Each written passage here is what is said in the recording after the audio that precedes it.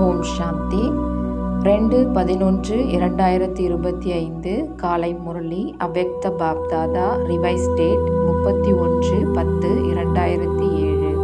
இன்றைய முரளியின் தலைப்பு தனது சிரேஷ்ட ஸ்வமானத்தின் பெருமிதத்தில் இருந்து நடக்க முடியாததை நடக்கக்கூடியதாக ஆக்கி கவலையற்ற மகாராஜா ஆகுங்கள். பாபா என்ன சொல்றாங்கன்னா, தனது உயர்ந்த சுயமரியாதையினுடைய பெருமிதத்துல இருங்க, அப்ப நடக்க முடியாத விஷயம் கூட நடக்கக்கூடியதாக ஆகிடும் அப்படின்றார். உலகினர் இல்லறத்துல இருந்து கொண்டே தூய்மையாக இருப்பது கடினம் அப்படின்னு சொல்றாங்க. ஆனா உங்களுடைய சுய தர்மம் என்ன? தூய்மை. அப்போ நான் பவித்திர ஆத்மா அப்படின்னு நீங்கள் அந்த சுமானத்தில் இருக்கும் பொழுது அப்போ நடக்க முடியாத விஷயம் கூட சகஜமாக சுலபமாக ஆகிடும் அப்படின்றார்.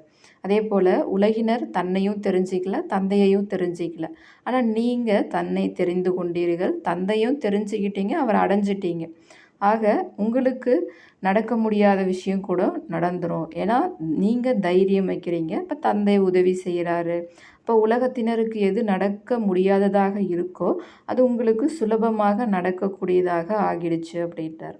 அதே போல் இவ்வளவு காலமாக நாம் யாரை தேடிட்டு இருந்தோமோ அந்த இறைவனை நமக்கு தந்தையாக கிடச்சிட்டாரு.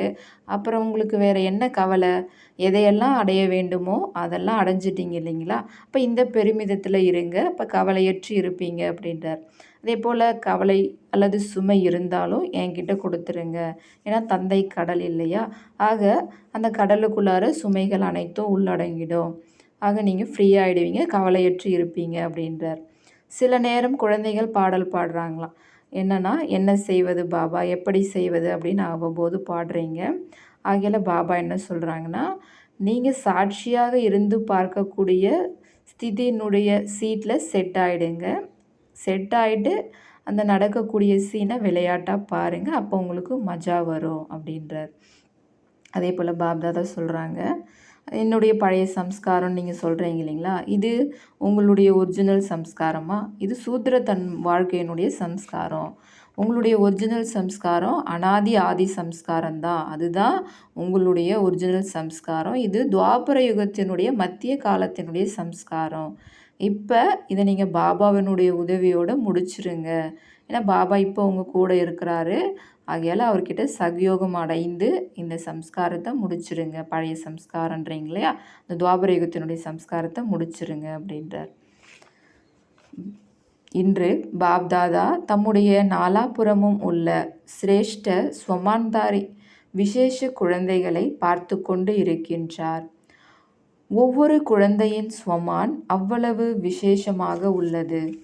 அது உலகத்தில் எந்த ஓர் ஆத்மாவுக்கும் கிடையாது.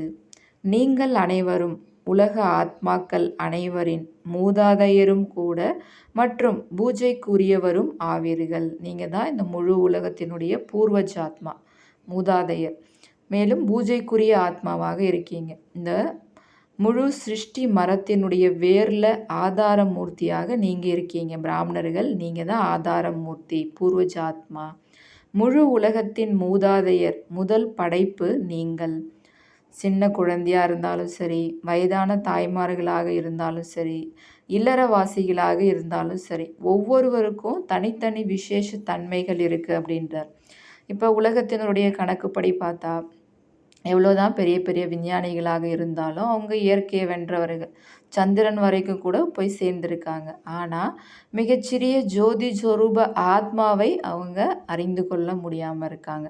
இங்கே இருக்கக்கூடிய சின்னஞ்சிறிய குழந்தை நான் ஆத்மா என்று அந்த ஜோதி பிந்துவை தெரிந்து கொண்டது. எவ்வளோ பெருமிதத்தோடு அந்த குழந்தை சொல்லுது, நான் ஆத்மா அப்படின்ட்டு. அதே போல் அடுத்தது பாபா தாய்மார்களை சொல்கிறாங்க.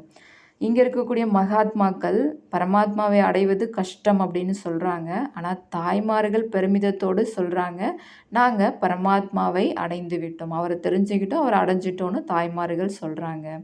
அதே போல் அடுத்தது இல்லறவாசிங்களை பாபா சொல்கிறாங்க. இல்லறவாசிகள் சவால் விடுகிறார்கள்.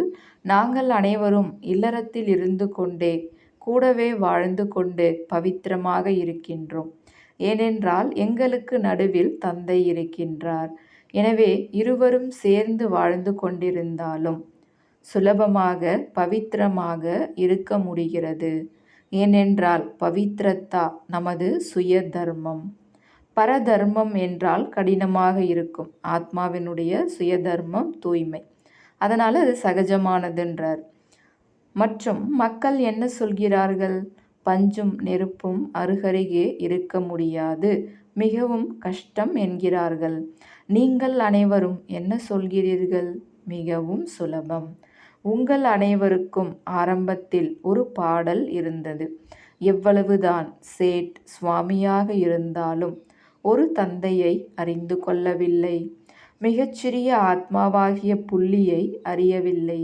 ஆனால் குழந்தைகள் நீங்கள் அனைவரும் அறிந்து கொண்டு விட்டீர்கள், அடைந்து விட்டீர்கள். இவ்வளவு நிச்சயம் மற்றும் பெருமிதத்துடன் சொல்கிறீர்கள். நடக்க முடியாததும் நடந்துவிடும். பாப்தாதாவும் ஒவ்வொரு குழந்தையையும் வெற்றி ரத்தினமாக பார்த்து மகிழ்ச்சி அடைகிறார். ஏனென்றால் குழந்தைகள் தைரியம் வைத்தால் தந்தை உதவி செய்கிறார். எனவே உலகத்திற்கு எது நடக்க முடியாததாக உள்ளதோ அது சுலபமாகவும் நடக்கக்கூடியதாகவும் ஆகிவிட்டது. பெருமிதம் உள்ளது. நாம் பரமாத்மாவின் நேரடி குழந்தைகள். இந்த நஷாவின் காரணத்தால், நிச்சயத்தின் காரணத்தால், பரமாத்மாவின் குழந்தைகளாக இருக்கும் காரணத்தால் மாயாவிடம் இருந்தும் கூட தப்பித்து விட்டீர்கள். குழந்தை ஆவது என்றால் சகஜமாக தப்பித்து கொள்வது. ஆக குழந்தைகளாக இருக்கின்றீர்கள் மற்றும் அனைத்து விக்னங்களில் இருந்தும் பிரச்சனைகளில் இருந்தும் விடுபட்டு இருக்கிறீர்கள். ஆக தனது இவ்வளவு சிரேஷ்ட ஸ்வமானை அறிந்திருக்கிறீர்கள் இல்லையா? ஏனென்றால் நீங்கள் அமைதி சக்தி மூலம் மாற்றக்கூடிய சக்தியை காரியத்தில் ஈடுபடுத்துகின்றீர்கள். எதிர்மறையை நேர்மறையாக மாற்றிவிடுகிறீர்கள். மாயா எவ்வளவுதான் பிரச்சனை ரூபத்தில் வந்தாலும் நீங்கள் பரிவர்த்தனை சக்தி மூலம், அமைதி சக்தி மூலம் பிரச்சனையை தீர்வு சுரூபமாக ஆக்கிவிடுகிறீர்கள். காரணத்தை நிவாரண ரூபமாக மாற்றிவிடுகிறீர்கள். அவ்வளவு சக்தி உள்ளது இல்லையா? கோர்ஸும் நடத்துகிறீர்கள் இல்லையா? எதிர்மறையை நேர்மறையாக மாற்றுவதற்கான விதி கற்றுத்தருகிறீர்கள். அந்த பரிவர்த்தனை சக்தி பாபாவிடமிருந்து ஆஸ்தியாக கிடைத்துள்ளது. ஒரு சக்தி மட்டுமில்லை, சர்வ சக்திகள் பரமாத்ம ஆஸ்தியாக கிடைத்துள்ளன. அதனால் பாப்தாதா ஒவ்வொரு நாளும் சொல்கிறார். ஒவ்வொரு நாளும் முரளி கேட்கிறீர்கள் இல்லையா? டெய்லி பாபா என்ன சொல்கிறாங்க? தந்தையை நினைவு செய்யுங்க, ஆஸ்தியை நினைவு செய்யுங்கன்னு தான் சொல்கிறாங்க இல்லைங்களா? இப்போ பாபாவினுடைய நினைவு கூட சகஜமாக ஏன் வருது? எப்போ ஆஸ்தி, அதாவது தந்தைக்கு அடைந்த பிறகு நம்ம என்னென்னலாம் பிராப்தியாக அவர்கிட்ட இருந்து அடைஞ்சோமோ, அப்போ அந்த பிராப்தியினுடைய நினைவு வரும் பொழுது சகஜமாக தந்தையினுடைய நினைவும் நமக்கு வந்துடுது. ஏன்னா இதெல்லாம் கொடுத்தது யார்? சிவபாபா. அப்போ அவருடைய நினைவு சகஜமாகவே வந்துடுது. ஒவ்வொரு குழந்தைக்கும் இந்த ஆன்மீக நஷா உள்ளது. மனதில் பாடல் பாடுகின்றனர். எதையெல்லாம் அடைய வேண்டுமோ அவற்றை அடைந்து விட்டோம். அனைவரின் மனதிலும் இது தானாகவே பாடலாக இசைக்கிறது இல்லையா? ஏன்னா இவ்வளவு காலமாக நம்ம யாரை தேடிட்டு இருந்தோமோ அவரையே நம்ம அடைஞ்சிட்டோம். பிறகு வேறு என்ன கவலை இருக்குது? அதனால் இந்த பெருமிதத்தில் இருங்க. இந்த பெருமிதத்தில் இருந்தீங்கன்னா அப்போ நீங்கள் கவலையற்று இருப்பீங்க அப்படின்றார். சங்கல்பத்தில், பேச்சில் அல்லது சம்பந்தம் தொடர்பில் எந்த விதமான கவலை இருக்கிறது என்றால் பெருமிதம் இல்லை. பாப்தாதா கவலையற்ற மகாராஜாவாக ஆக்கியிருக்கிறார். சொல்லுங்கள், கவலையற்ற மகாராஜாவா நீங்கள்? கேட்குறாங்க பாப்தாதா. கவலையற்ற மகாராஜா என்றால் கை உயர்த்துங்கள். கவலையற்றவர்களா? அல்லது அவ்வப்போது கவலை வந்து விடுகின்றதா? நல்லது. எப்போது தந்தை கவலையற்றவரோ அப்போது குழந்தைகளுக்கு என்ன கவலை? ஏன்னா இப்போ நம்முடைய பொறுப்பு எல்லாமே அவரு தான். அப்படின்னும் பொழுது குழந்தைங்களுக்கு என்ன கவலைன்னு கேட்குறாங்க. பாப்தாதாவோ சொல்லி இருக்கிறார், அனைத்து கவலைகளையும் அல்லது எந்த விதமான சுமை இருந்தாலும் பாப்தாதாவிடம் கொடுத்து விடுங்கள். தந்தை கடல் இல்லையா? எனவே சுமை அனைத்தும் உள்ளடங்கிவிடும். சில நேரம் பாப்தாதா குழந்தைகளின் ஒரு பாடலை கேட்டு புன்சிரிக்கிறார். என்ன பாடல் தெரியுமா? என்ன செய்வது, எப்படி செய்வது என்று அவ்வப்போது பாடுகிறீர்கள் இல்லையா? பாப்தாதாவோ கேட்டுக்கொண்டே இருக்கிறார். ஆனால் பாப்தாதா குழந்தைகள் அனைவருக்கும் இதைத்தான் சொல்கிறார். ஹே இனிய குழந்தைகளே, செல்ல குழந்தைகளே, சாட்சியாக இருந்து பார்க்கும் ஸ்திதியின் இருக்கையில் செட்டாகி விடுங்கள் மற்றும் இருக்கையில் செட்டாகி விளையாட்டை பாருங்கள். ஆத்மா இந்த உடல் உணர்வுலேருந்து விடுபட்டு தன்னுடைய புருவமத்தின்ற சீட்டில் செட்டாகி ஒவ்வொரு சீனையும் விளையாட்டாக பாருங்கள். அப்போ உங்களுக்கு மஜா வரும் அப்படின்றார். ஆகா, திரிகால தர்ஷி ஸ்திதியில் நிலைத்து விடுங்கள். திரிகால தர்ஷி நிலையிலிருந்து பாருங்கள். இருக்கையிலிருந்து கீழே வருகிறீர்கள். நீங்கள் உங்கள் சீட்லேருந்து கீழே இறங்கிடுறீங்க. அதனால் அப்செட் ஆகிடுறீங்க. செட் ஆகிவிட்டால் அப்செட் ஆக மாட்டீர்கள்.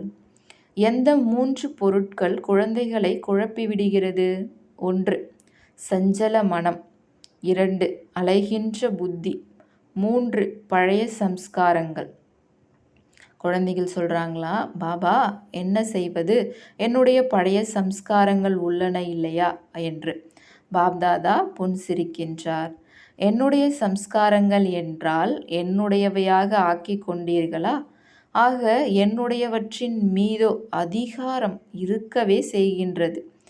எப்பொழுது பழைய சம்ஸ்காரங்களை தனதாக்கி கொண்டீர்களோ அப்போது என்னுடையது என்ற இடத்தை அது பிடித்து கொள்ளும் இல்லையா? எனது சம்ஸ்காரம் என்று பிராமண ஆத்மா சொல்ல முடியுமா? பிராமணர்கள் நீங்கள் எனது என சொல்ல முடியாது.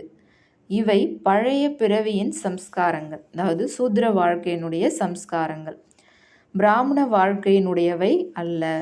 ஆக எனது எனது என சொல்லி இருக்கிறீர்கள் என்றால் அதுவும் கூட எனது என்று அதிகாரத்தில் அமர்ந்து விடுகின்றது. இந்த சம்ஸ்காரத்தை நீங்கள் பழையது என சொல்கிறீர்கள். அதுவும் பழையது இல்லை. சிரேஷ்ட ஆத்மாக்களாகிய உங்கள் பழையதிலும் பழைய சம்ஸ்காரம் அனாதி மற்றும் ஆதி சம்ஸ்காரம் ஆகும். இதுவோ துவாபர யுகத்தின் மத்திய காலத்தினுடைய சம்ஸ்காரம். ஆக மத்திய கால சம்ஸ்காரத்தை பாபாவின் உதவியுடன் முடித்துவிட வேண்டும். இது ஒன்றும் கஷ்டமானது இல்லை. ஆனால் என்ன நடக்கிறது?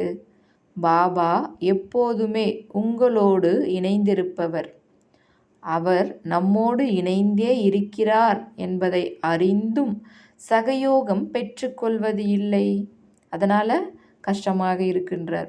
இணைந்திருப்பதன் அர்த்தமே சமயத்தில் சகயோகி என்பதுதான். ஆனால் சமயத்தில் சகயோகம் பெற்றுக்கொள்ளாத காரணத்தால் மத்திய காலத்தின் சம்ஸ்காரம் மகானாகி விடுகின்றது. பாப்தாதாவுக்கு தெரியும், குழந்தைகள் அனைவருமே பாபாவின் அன்பிற்கு பாத்திரமானவர்கள்தாம், உரிமை உள்ளவர்கள்தாம்.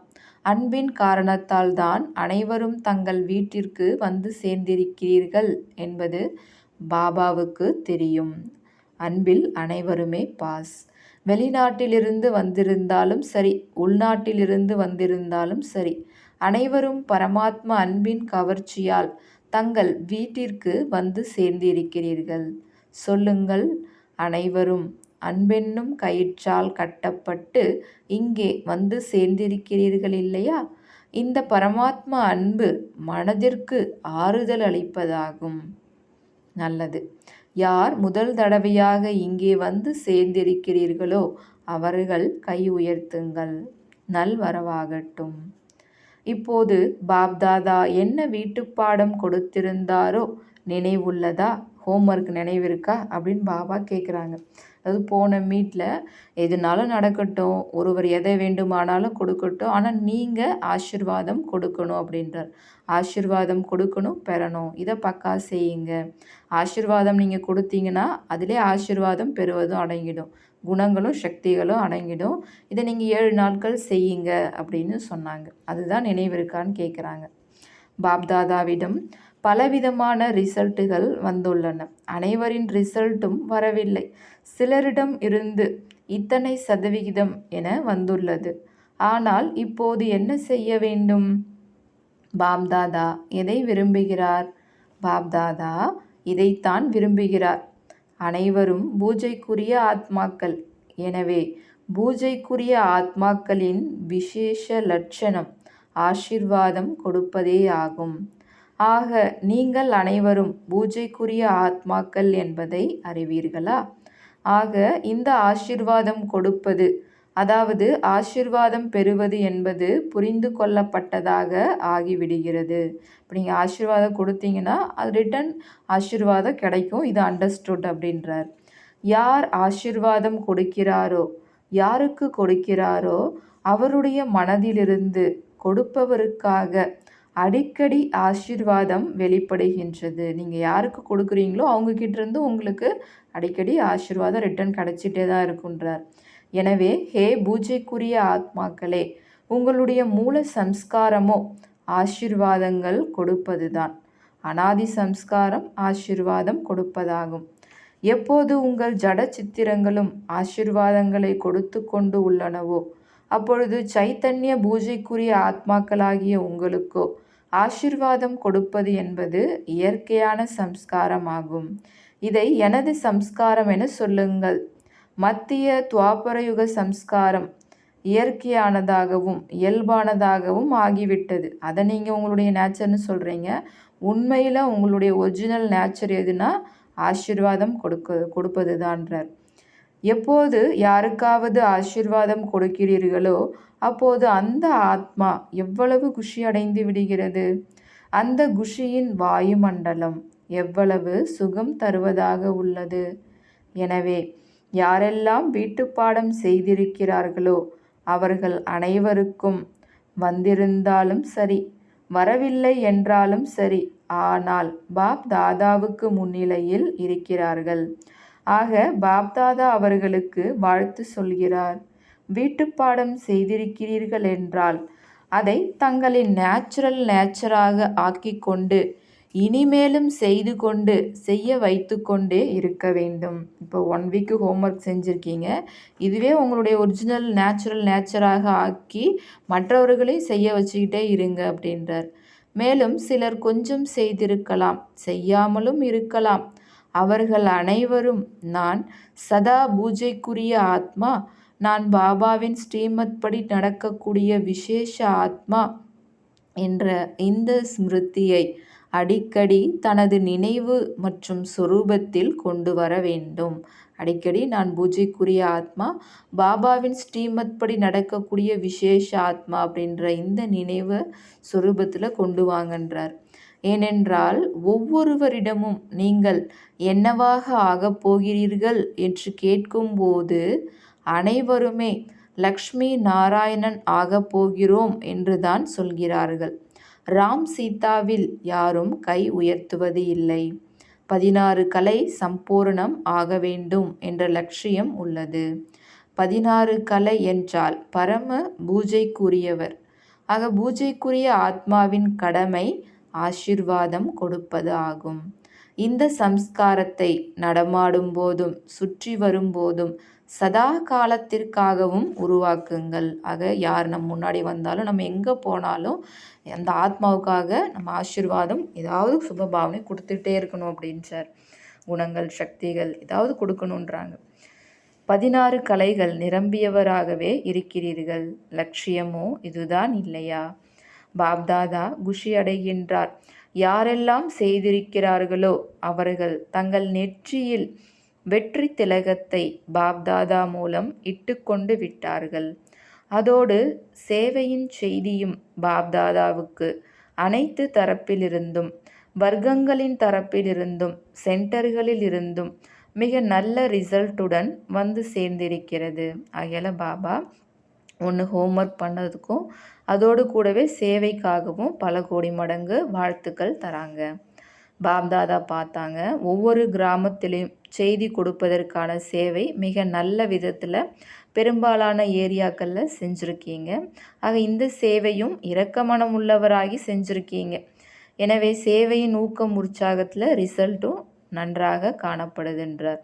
இது முயற்சி செய்யவில்லை, நீங்கள் உழைக்கலை, ஆனால் அன்பின் காரணத்தால் இந்த செய்தி கொடுக்கக்கூடிய சேவை செஞ்சுருக்கீங்க. எனவே அன்பின் பிரதிபலனாக அனைத்து சேவாதாரிகளுக்கும் தானாகவே பாப்தாதாவின் பல கோடி மடங்கு அன்பு கிடைக்கிறது மற்றும் கிடைத்து கொண்டே இருக்கும். அதோடு அனைவரும் தங்கள் அன்பான தாதியை மிகுந்த அன்போடு நினைவு செய்து கொண்டு தாதிக்கு அன்பின் பிரதிபலனை கொடுத்து கொண்டு இருக்கிறார்கள். இந்த அன்பின் நறுமணம் பாப்தாதாவிடம் மிக நல்ல விதத்தில் வந்து சேர்ந்துள்ளது. அப்போ பிரகாஷ்மணி தாதி சரீரத்தை விட்டு அங்கே வதனத்தில் இருந்தாங்க, அவங்கள பற்றி சொல்கிறாங்க. இப்பொழுது மதுபனில் என்னென்ன காரியங்கள் நடந்து கொண்டு உள்ளனவோ அது வெளிநாட்டினருடையதாக இருந்தாலும் அல்லது பாரதத்தை சேர்ந்தவர்களுடையதாக இருந்தாலும் அந்த அனைத்து காரியங்களும் ஒருவர் மற்றவரின் சகயோகம் மதிப்பு வைப்பதன் ஆதாரத்தில் மிக நன்றாக வெற்றி பெற்றுள்ளன. ஏனென்றால் வெற்றியோ உங்கள் கழுத்து மாலையாகவே உள்ளது. பாபாவின் கழுத்திற்கும் நீங்கள் மாலையாக இருக்கிறீர்கள். பாபா நமக்கு விஜய் பவ அப்படின்ற அந்த வரதானத்தையும் கொடுத்துருக்காங்க. ஆகையால் வெற்றி நம்முடைய பிறப்புரிமை, நம்முடைய கழுத்து மாலையாக இருக்குது. அதே போல் பாபாவினுடைய கழுத்துக்கும் நீங்கள் தான் மாலை அப்படின்றார். ஆக கழுத்து மாலை ஒருபோதும் தோல்வி அடைய முடியாது. பாபா எனக்கு பாபாவினுடைய கழுத்து மாலை சொல்கிறாங்க இல்லைங்களா, அது கலேக்கே ஹார் அப்படின்னு சொல்லுவாங்க. அதாவது ஹிந்தியில் ஹார் அப்படின்னா மாலைன்னு சொல்லுவாங்க, இன்னொன்று தோல்விக்கும் சொல்லுவாங்க. ஆகையால் நீங்கள் பாபாவினுடைய மாலை ஆயிட்டீங்க அப்படின்னா ஒருபோதும் தோல்வி அடைய முடியாது அப்படின்றார். ஆக மாலை ஆக வேண்டுமா அல்லது தோல்வி அடைய வேண்டுமா அப்படின்னு கேட்குறாங்க. தோல்வி அடைபவர்களோ பல கோடி ஆத்மாக்கள். நீங்கள் தோல்வி அடைய முடியாது தானே அப்படின்றார். நீங்கள் மாலையாகி கழுத்தில் அணியப்பட்டு விட்டவர்கள், அப்படித்தான் இல்லையா? எனவே சங்கல்பம் செய்யுங்கள். அன்பில் மாயா எவ்வளவுதான் புயல்களை எதிரில் கொண்டு வந்தாலும் மாஸ்டர் சர்வசக்திவான் ஆத்மாக்களின் முன்னால் புயலோ பரிசாகிவிடும். அந்த மாதிரி வரதானத்தை சதா நினைவு செய்யுங்கள். எவ்வளவுதான் உயர்ந்த மலையாக இருந்தாலும் மலை மாற்றமடைந்து பஞ்சாகிவிடும்.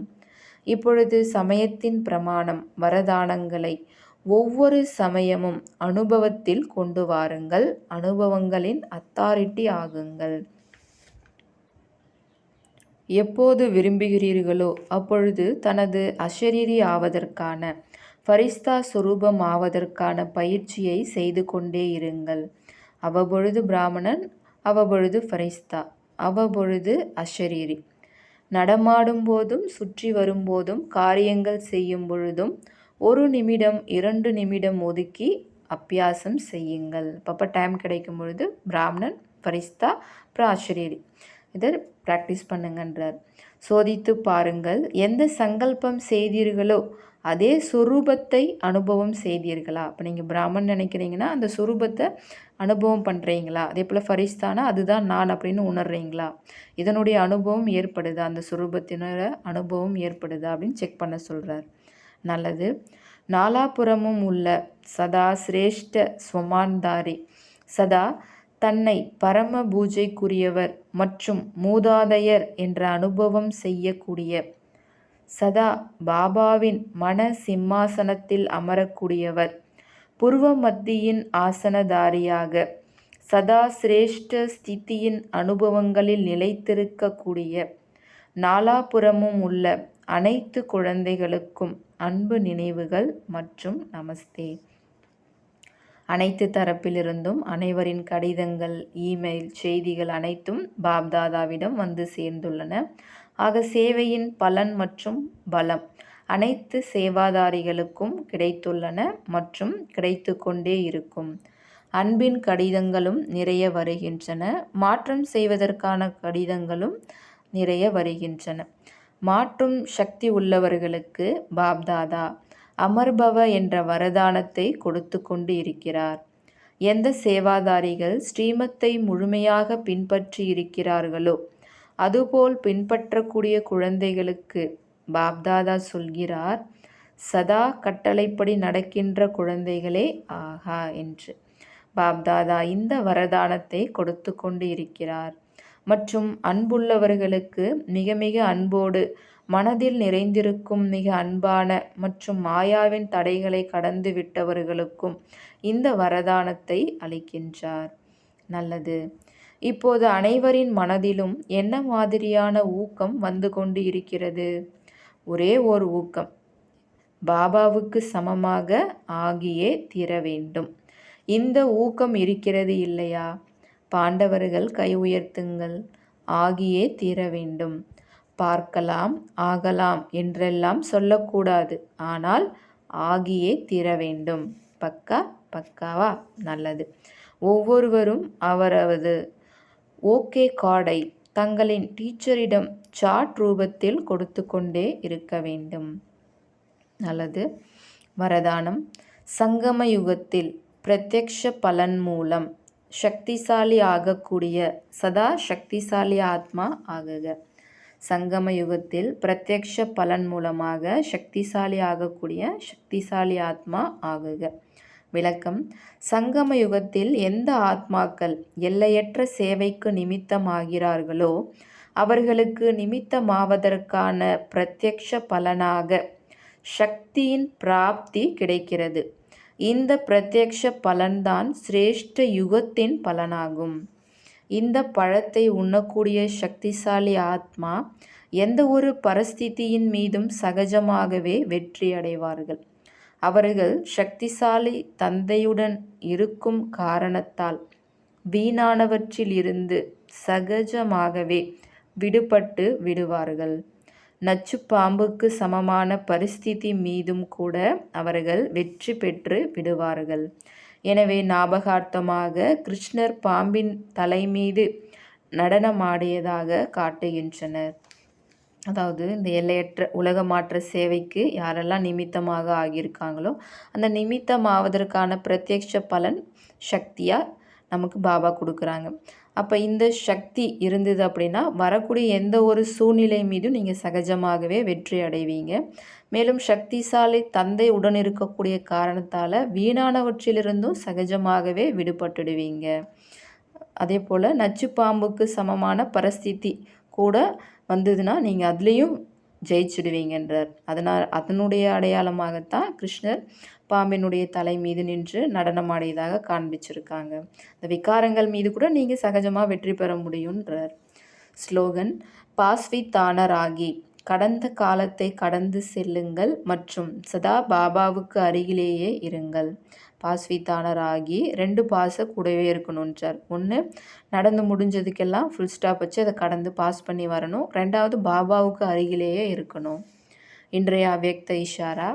அஷரீரி அல்லது விதேகி ஸ்திதியின் பயிற்சியை அதிகப்படுத்துங்கள். ஷரீரத்தை மறந்த நிலை அல்லது ஷரீரத்திலிருந்து விடுபட்ட நிலை, இதனுடைய பயிற்சியை இப்போ அதிகப்படுத்துங்க. எப்படி பாபா அஷரீரியிலிருந்து ஷரீரத்தில் வருகிறாரோ அதுபோலவே குழந்தைகளும் அஷரீரி ஆகி ஷரீரத்தில் வர வேண்டும். அவ்யக்த ஸ்திதியில் நிலைத்திருந்து பிறகு வியக்தத்தில் வர வேண்டும். எப்படி இந்த ஷரீரத்தை விடுவதும் ஷரீரத்தை எடுப்பதுமான அனுபவம் அனைவருக்கும் உள்ளதோ அதேபோல் எப்போது விரும்புகிறீர்களோ அப்போது ஷரீர உணர்வை விட்டு அஷரீரி ஆகிவிடுங்கள். மற்றும் எப்போது விரும்புகிறீர்களோ அப்பொழுது ஷரீரத்தை ஆதாரமாக எடுத்து கர்மங்களை செய்யுங்கள். எப்படி இந்த ஸ்தூல ஆடை, அதாவது இந்த ட்ரெஸ்ஸு, இந்த உடல்ன்ற ஆடை தனியாக இருக்கோ ஆத்மாவாகிய நீங்கள் தனி இல்லைங்களா, அதுபோல் அனுபவம் செய்யணும் அப்படின்றார். முற்றிலும் இது போலவே அனுபவம் செய்யுங்கள். எப்படி இந்த ஸ்தூல ஆடை என்கிற ஷரீரம் தனியாக உள்ளது மற்றும் ஆடையை அணிகின்ற ஆத்மாவாகிய நான் தனியாக இருக்கின்றேன் என்று. அச்சா. ஓம் சாந்தி.